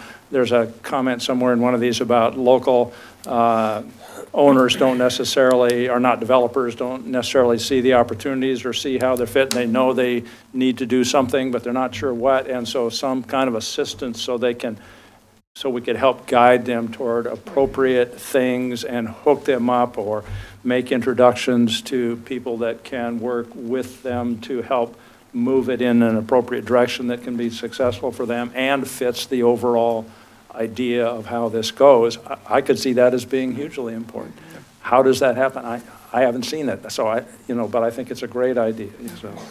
Well, often, just to say briefly, often, that does start with city. That it'll start with the city engaging, whether it's your economic development manager or, planning director or, whoever you identify to do that. But successful plans, particularly in communities of this size, do have a business organization or some type of district organization that help manage kind of the flow of the programming. Downtown Vancouver, Washington is a great example. Downtown Oregon City is another great example that started really with some city seed money, but then quickly evolved into a business attractor or programming space. And it takes time, but it's not purely on the city to keep it moving. It's a partnership between the public and private. Good example. McMinnville's a great example of that.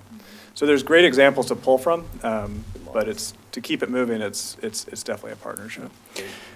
I guess I would make one specific caution, and that is I'm a little worried about the 30,000 feet. I'm trying to get how big is 30,000 feet? Well, that's 2/3 of an acre under a roof. Is that the right size to have for a maximum in this area? I think that, no, you can speak to the number, but it generally would prevent something like an Incredible Universe or a Supercenter or Walmart kind of situation, which most communities don't want anymore just because of the traffic impact. Well, it doesn't quite do what we're talking about doing. It's not necessarily whether we would. But there's also variances in there if it meets a community benefit as well. Right. So it gives you the best. So how do you define community benefit? Well, it's defined by what we want it to mean. So I would say that when we went through that exercise with the Planning Commission, they did talk about it at length, and we can provide you with more notes from their meetings to provide you with the meat of that discussion if you'd like to see it. We did bring them several examples, and we looked comparatively across the country at different types of businesses that we want to see in town center, the variety, diversity of business types we need, and what they're building currently across, in different urban areas as well as suburban locations to get an understanding of what is being constructed on the ground and what square footage seemed appropriate. So there was a lot of thought behind the types of buildings and the different types of uses and where that maximum could land. And then we also allowed an opportunity. The community benefit language is defined where Councilor Ackerval pointed out. I'd be happy to additional ideas on what else can be added into that space. We're already looking at pretty aggressive design standards in the town center, so it was actually interesting to think about, well, what else would we ask for?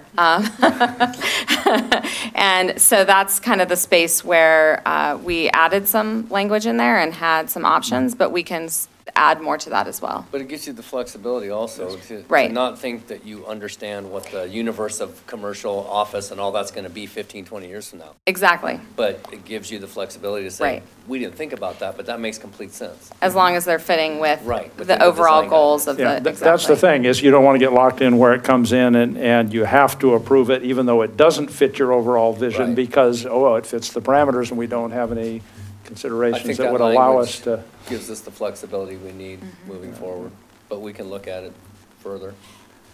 Councilor West. Not being a developer myself at all, so that size of storefront, what currently is about that size, just to get kind of an apples to apples? Like what, is that like a Trader Joe's, or is that like the Albertsons that we have over there more specifically? Albertsons is 55,000. So it'd be like 2/3 of that Albertson I size? think your Trader Joe's would be a more apt description. Trader Joe's in Hollywood's about 25,000 square. Okay, I just know that like, it's talked about all the time, we would wish a Trader Joe's would come to Wilsonville, like Yeah. it would, we wish. That and Dutch Brothers. Yeah.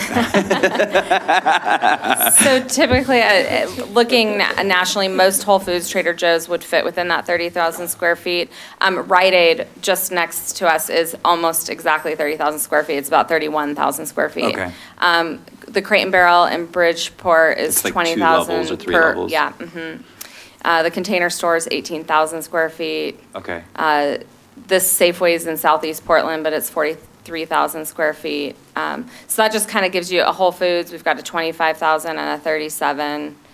They range kind of But around Whole there. Foods, like in the Pearl, is ginormous. Yeah. That's right? the, The Pearl. On Cooch and like 11th? Yeah. And then the New Seasons that's in Northwest is 37,000, and the New Seasons on North Williams is 28. What is the probability of stacking your levels like Crate and Barrel? Because then it wouldn't be 30,000, right? It would be. Right. Is that, That's allowable. That's In allowable. the commercial mixed use and the mixed use. okay. Are we seeing a lot more corporate entities going to more of that stackable storefront than they are like the big Walmart and Woodburn, or? I think in the urban settings you are, but not in the suburban and rural. And you're seeing actually even a lot more of the larger retail start relocating into other businesses and doing rehabs and redevelopments and going into smaller buildings than we've seen before. So when we see the controversy of large traffic and infrastructure burden, when you bring in these large stores, don't they also bring an anchor to draw people in at a time too? Isn't there kind of like maybe we're trying to balance that with 30,000 square feet, but bringing people that would benefit the nice little international area that is so important to preserve and those small businesses. Well, and I only think of it this way. So my father owned a number of little restaurants, but the movie theater was a huge importance to him. The big movie theater next door was a huge importance. And when it closed, it impacted his business very significantly. So it was an anchor draw, and so was the Killer Auditorium. And they were huge, right? Like, and he's just a little mom and pop shop. So there is real value, I think, in like, I don't know. So that, I guess. So we are trying to balance that, and that's why we've looked at a few different things. There's other uses that are allowed that don't have the maximum floor plate at 30,000 square feet. But what we're really looking at is encouraging the mixed use approach. So if there is something that is larger, can go in one of those spaces. And then also many anchor tenants are now going in those sizes. We're seeing a lot of anchor tenants go into 30,000 square feet. I think what we heard loud and clear is that if there's a large, like a Target, something that has it, which is also actually moving towards, I've just seen a 20,000 square foot Target, but a very large Walmart or Target, people are wanting to see go into other areas of town like Argyle, the town center.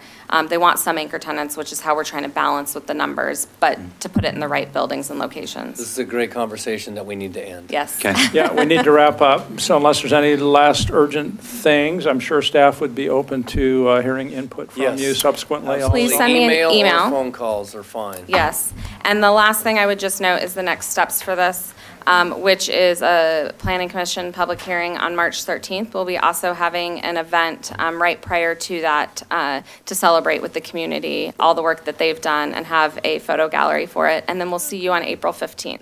And then this link was provided in your staff report. I'm not going to go through it because I know that there are people behind me waiting anxiously. But as you mentioned, your first comments were, wow, there's a lot of information. Wow, this is detailed. How do I get through this whole document?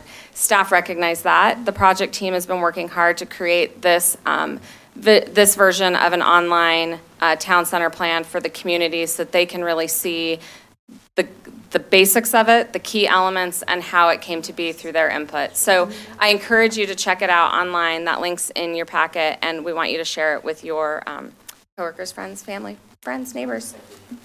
Thank you all very much. Next, we have Mr. Ottenod on the tobacco retailing, Clackamas County.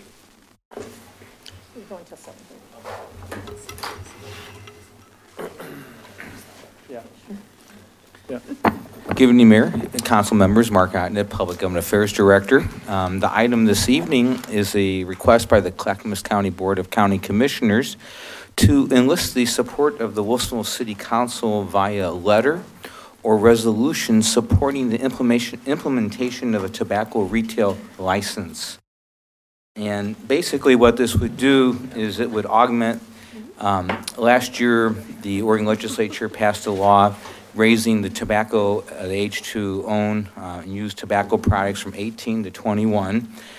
However, there was no type of state monitoring mechanism set up to monitor the purchases by people under the age of 21. Clackamas County Health has found that in California and other locations where there has been a tobacco retail license procedure put into place, that the compliance greatly increases to not sell tobacco products to people under the age of 21. And in effect, the county would be establishing a new program here for Clackamas County to license tobacco retail outlets. The fee would be about $500 to $600 per year. It would not be based on sales. In talking to various groups, the county has found support from various cities, our school district. Members of our city leadership team met with the Chamber of Commerce, and the Chamber of Commerce indicated they would have no opposition to this proposed ordinance. There is a list of retailers in Wilsonville. I don't know if it's complete or exhaustive, but it's in the packet. There's 14 retailers listed under their identity that would be affected in Wilsonville. And we have talked about this in the past. I think you had a presentation from the health department. So really what they ask is would you prefer to do this in a letter or a resolution of support? We can accommodate either. What's the deadline? When do they need that by? They would hope to have it by early next month if possible. Okay, so there's your timeline. And the form of that support is up to you. And the information presented is that Oregon City, Gladstone, Milwaukee, and West Lynn have all done resolutions of support. At this point in time, there's some others that may be in process. There's some others that have done letters, but not resolutions. Are they asking the school district? They have, and the school district has agreed to support the policy. Do they have a sample resolution? There are several samples from these other ones. They can put together, staff can put together a resolution for us if that's what you would like. We had that presentation in front of council a couple months ago. Do you remember when they came and talked about it? There is a page in the packet, I don't have it right in front of me here, that's pretty persuasive about the Clackamas County, what they estimate to be the cost to Clackamas County of tobacco use, and it's significant. It's significant, and it remains a major impact on people's health. And the state passed the law, but this would be a way to monitor and encourage retail outlets to comply appropriately. So I would kind of compare it to the OLCC for underage drinking. Yes. Councilor West? So the county would be enforcing this, not the state? County health, yes. Does OLCC enforce this new law at all, the piece of legislation, or is the burden put onto local counties? It was left hanging, yeah. Of course it is. They never do that, right? Yeah. I guess as a registered nurse, the only working in the medical field here, see every single day the horrible effects that tobacco and drug abuse of any kind has, not only on an individual's life, but on a family. I've seen the most horrific circumstances you can imagine. I also bristle a little bit that the state would require us local communities to take on the burden of that, despite my personal feelings and the things I have to deal with. We also will send young men out at the age of 18 to be mature enough to die for our country in a fight overseas. But in Oregon, if they have a cigarette, that's illegal. So there's a liberty issue here too. I know the state has already decided this is legislative law and the burden that we have to deal with. I don't just think that those are things to consider when we make this decision. That the overarching thing, I would be supportive of it personally, for the reason that one, it's at our doorstep to deal with, and two, just the health effects that I have to see, and the long-term effects, and not only the overarching cost to all citizens because of the abuse of cigarettes. And I also believe that the brain is not done developing until later, especially in males. And so that impulsive and the nicotine's addiction piece that drives to that impulsive piece is really a concern. So I would push that we should be supportive of the other cities, since the burden from this has been put onto us by the state, whether that's fair or not. And the debate's already been had in Salem. Now we get to deal with it. But that would be my 2 cents on the issue, is that it's it's a serious issue and with real health implications, but I guess it's our responsibility to make sure that we're doing the best we can in our communities with what we've been given. As I agree, as it happens. My understanding is that it's not illegal for a younger person to smoke a cigarette. It's illegal to sell them cigarettes for them to smoke, or tobacco products, including vaping supplies and that sort of thing. Same as alcohol. I mean, you can't sell it. So we'll have this. So what form would you, I hear general agreement, what form would you prefer? Letter, signed by the mayor? Or I'd prefer resolution myself. I think it carries more weight and it shows the entire council's persuasion. I don't know what the rest of the council would say. I hear Councilor West indicating that he could go with that. Other people, do you think that's appropriate? Or? Yeah. Okay. I'm comfortable we with can do that. Okay. All right. Do that? We have Thank you, Mr. Ottenan. Thank you. Truncated 17, 18 minutes, so sorry, Chris. No problem. Clackamas County Housing Development Zone. Thank you, Mayor Knapp, members of the City Council. I'm Chris Namsu. I'm the city's Community Development Director.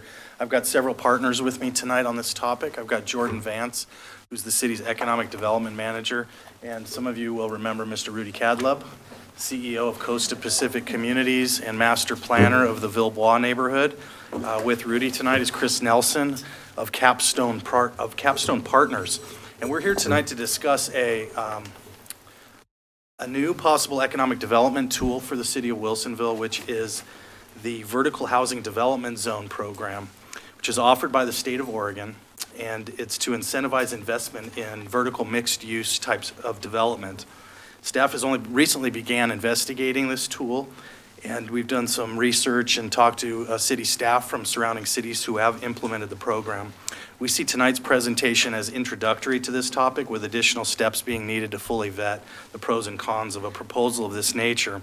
But we think it's an important presentation to make for a number of reasons, and you're going to hear from all 4 of us tonight on this particular issue. Council will recall the vision that was established in the Villebois Village Master Plan for the mixed-use village center.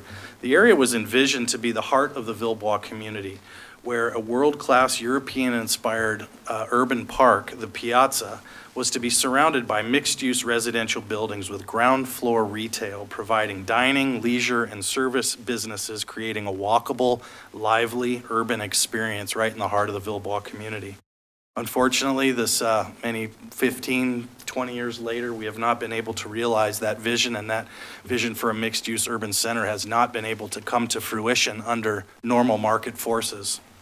In October of last year, Mr. Cadleb approached me regarding Costa Pacific Communities and the underlying landowner, the RCS Group's frustration with the successful marketing of the 3 parcels surrounding the piazza in the village center at Villebois. The general challenges, as articulated by Costa Pacific Communities, include the lack of demand for retail, lower retail rents, high rising costs for mixed-use construction, the relatively small parcel size that we have on the parcels surrounding the piazza, some of the parking restrictions, a relatively inefficient unit count of about 125 to 140 multifamily units, and also suburban residential rents, which are struggling to keep up with the rising cost of construction.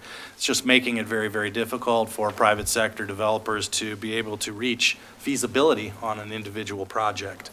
So Costa Pacific and RCS have been in serious negotiations or have been under contract with at least 6 different significant mixed-use multifamily developers over the past 5 years. But each has rejected the project for some of the reasons that I just listed previously.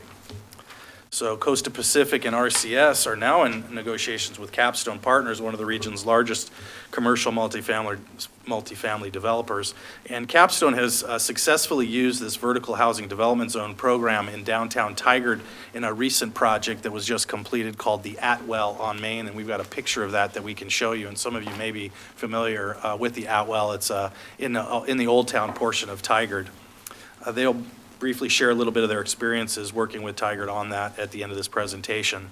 So it was in 2017 through House Bill 310 that the state of Oregon moved administration of these vertical housing development zone programs from the state level, where it was administered with staff who oversaw it, down to the cities and counties. So now the program is administered at the local level by the city or by the county, which establishes the zone.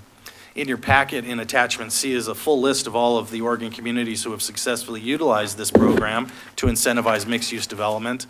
There are a list of 25 communities, large and small, with broad geographic distribution around the state. And so it does appear to be a fairly common tool across Oregon's landscape. Attachment D are some frequently asked question sheets that we gathered from both Tigard and Milwaukee regarding their specific programs. So that'll wrap for me. Jordan's going to talk to you specifically about what the program is about. Great, thanks, Chris. As Chris mentioned, vertical housing development zone, it's a property tax abatement incentive to allow for development to construct mixed-use development when it might not otherwise be financially feasible, particularly in suburban environments. So the program can help stimulate commercial growth, raise value of properties, and also create vibrant neighborhoods. As Chris mentioned, there's no vertical housing program in Wilsonville that we've used before, so it's a new tool for us. But it's being used in over 25 cities across the state, including Hillsborough, Beaverton, some of our neighboring cities in the southern metro, Canby, Oregon City. The program, as Chris mentioned, has been transferred to a local level. So there's a working group of practitioners in the region that meet up to talk about how they're administering it and share best practices. There's 3 kind of main requirements that exist. So one is that the city consider the potential impact of the vertical housing development zone on residential displacement.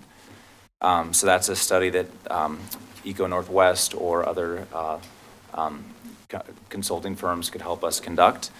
A second requirement is to notify taxing districts that overlap with the vertical housing development area, and they have the opportunity to opt out of the incentive. And then the last is to develop a plan on how the local city will administer the program. So here's a visualization of how the abatement works. Typically, the ground floor is up to 50% commercial use, and then each residential floor above that could receive a 20% abatement up to a total of 80%. And there is a affordable housing caveat to this. So the partial property tax exemption applies only to the building value, not the land, unless there is affordable housing included. So if affordable housing is included in the project, a proportional amount of the land can also be exempt.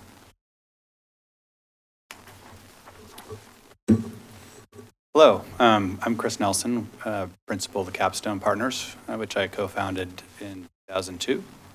We are active in all product types with, I'd say, a specialty over the last, since 2012, in mixed use and multifamily properties.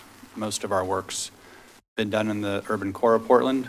We've done a few mixed use, multifamily mixed use projects with New Seasons as an anchor.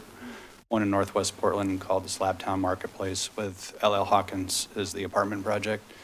Another Grant Park Village, which is the picture up on the right. It's the New Seasons with 211 multifamily units.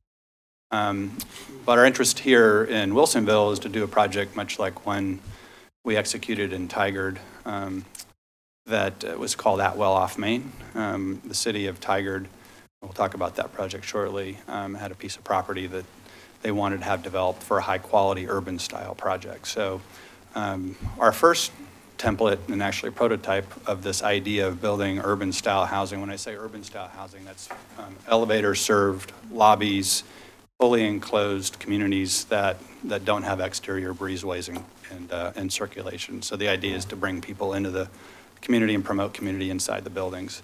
The trick is making them pencil with lower rents in the suburbs. And what we've been able to do is engineer deals in a way where the buildings themselves operate and feel like any urban building you'd be walking into in Portland. But the parking is typically a combination of surface parking behind the buildings, tucked under the buildings, and then using some of the street infrastructure in the nearby area. And that's worked very well in the two cases that we've done similar projects. One's called Cannery Row in Old Town Sherwood. That was a partnership we did with the city of Sherwood, and the other is the city of Tigard.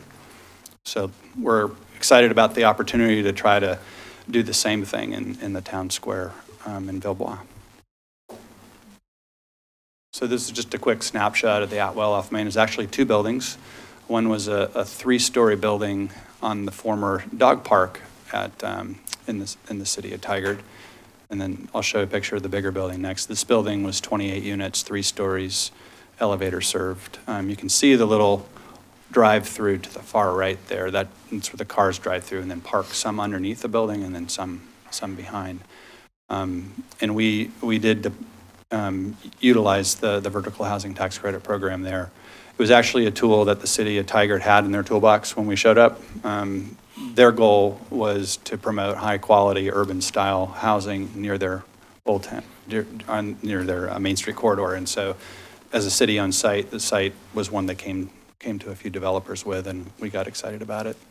They also incented the development with some waivers of SDC fees as well. But this tool was sort of already in their toolbox. We didn't bring that tool to the city of Tigard. It was something that they brought to us.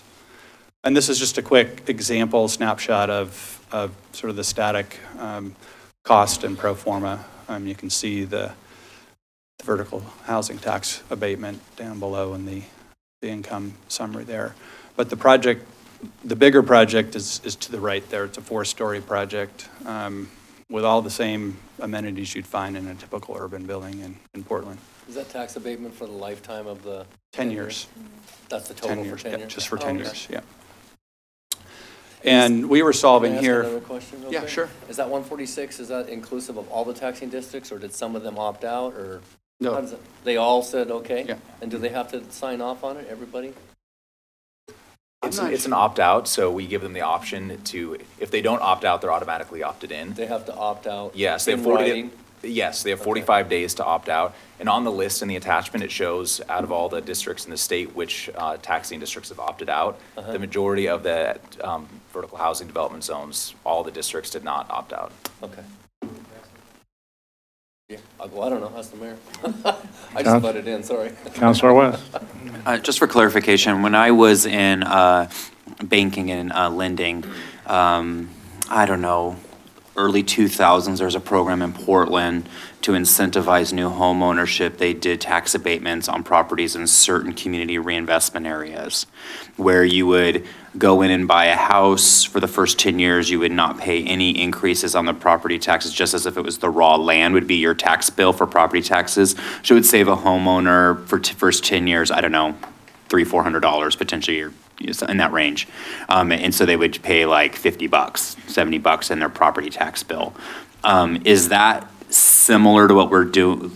suggesting on the, when we say abatement here, is that a similar idea, or am I confusing the two potentially? Actually, the next slide might be helpful to Okay. just show that. So this is our development manager for us worked on this, the city of Tigard, and there's a calculator the state has, and so she put in sort of the methodology and utilized property taxes from comparable projects out in the Wilsonville area, and basically ran through a tax revenue running 10 years. So you can see the partial tax abatement number is $2.5 million over that 10-year period, and then the taxes actually paid are still, $2,148,000 in this particular example. So this project would qualify for 60% partial abatement, which is effectively the same sort of methodology that was employed on our Tigard project. So she's sort of transferred the same math to this project. So the total taxes, I don't see where they are there. I guess it's the 475 plus the 4,180,000, is that right? Mm-hmm. And then the abatement part is the 2.5 million, 2.508, and the jurisdictions would still receive the 2.148 million during that 10 years. At the end of 10 years, it would all go back on full tax rolls, is that right? So the entities would receive something similar to the year 10 land plus building. So you're something over 500,000 a year from then on as things gradually increase, right? Would pay into the taxing entities. So there's actually an immediate positive impact for all the taxing entities, right? Correct. Yeah. And Councilor West, I'm not sure. It's kind of like an enterprise zone then, because it would be just like 75%. Even in year one, there's 187,000 paid in that wouldn't have existed without the project. That's the point, yeah. And I'm not that familiar, Councilor West, with the program you were talking about, but I think that was a lot more of a tax relief program than what this is talking about here. Just a partial. Okay. Yeah. Yeah. Okay, we're running fairly short here. Mr. Cataleb, do you want to add a few? Thank you. I don't know that I have to add anything. I think you made the point very well, Mayor. If we've been after this property for a long time, and it probably falls back on me for being maybe a little too optimistic back in 2002, 3, and 4. When we put this vision together, it was the most successful real estate time in our history, and we were all very optimistic, and we all felt like, this is ideally what we want. Remember that? and we were chasing costs and rents at that time. At one point, we had talked to the city about even building a parking structure, because back then, and still today, a parking structure makes suburban multifamily just not feasible. But at that time, we kept thinking we would catch up at some point, and we've had a half a dozen or more folks that we've talked to, and we are still chasing it. Rents have gone up, but costs keep going up just as faster. So this is an opportunity to work with maybe the best developer that because they have experience in their local, of any that we've talked to. So we're hoping this will work for them. If we miss this cycle and we go another 5 years, we essentially won't make up what we would have gotten if we did this project now under this scenario. So what's the timeline that you're looking for?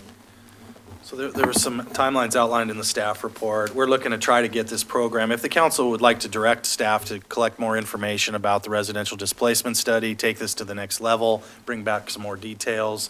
Our goal was to try to get the plan in place by quarter 2 or 3 of 2019. And Capstone has already had a pre-application meeting with city staff regarding the project, the actual 3-building project in the village center. So we've started a dialogue around all the planning requirements, and they would like to actually get in the ground in 2020 and have it be in first part of 2020 to start construction, which would take about, 8 months or so. Okay, questions, Councilor Stevens? So, Chris, you said something at the beginning about the affordable housing component, and I think, Jordan, you talked about the land is then included in that, a portion of the land. So if council is going forward this for you to gather more information, I would want that information to be incorporated into that so we know what that would be like, you know. Is there any proposal to include affordable housing in any of this? There hasn't been, because that wasn't part of our priority, but we're happy to model that and see what the impacts are. See what happens. And also happy to, if anybody like a tour of Atwell or Cannery Row, happy to provide a tour at the appropriate time. Councilor Lehan? I was just going to point out the other economic development benefit is to the other retail spaces that are already existing there. Yeah, more walk-up traffic. If we're able to make those more viable. And, That's a great point. In fact, that was a big motivator for Sherwood in their old town. Right. And also for Main Street. And I think both merchants in both of those communities, I think, would say that made a meaningful impact. It was in Canby also. Councilor West? Not here.